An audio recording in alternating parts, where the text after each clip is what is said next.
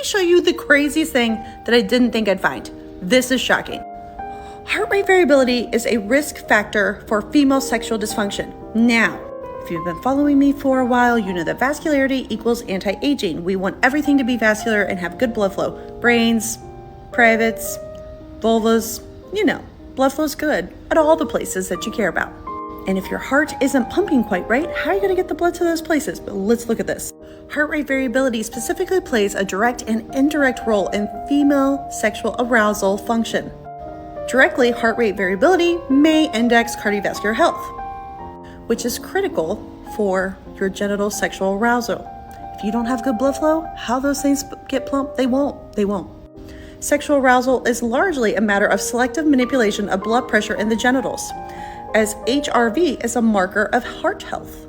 It is also a marker of the body's ability to modulate blood pressure appropriately to context. Indirectly, HRV's role in sexual arousal function relates to the processing of emotional cues.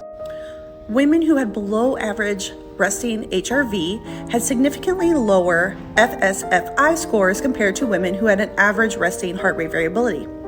Read that as happiness in the sexy time.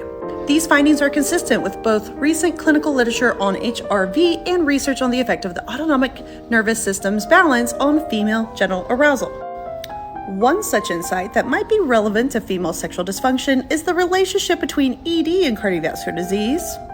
ED has been shown to be a robust early indicator of cardiovascular disease. So heart rate variability does matter for many reasons.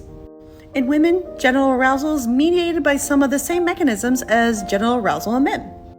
Both male sexual function and female sexual function rely on smooth muscle relaxation and vasodilation, meaning bigger blood vessels, to allow for increased blood flow to the genitals.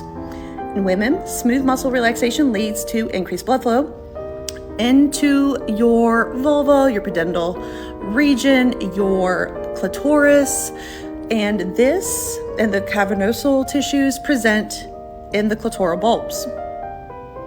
Remember, your clitoris is not just a bean, it's like a giant penguin. It's huge. It's embedded like everywhere. And you want it to be engorged with blood because that is a good thing.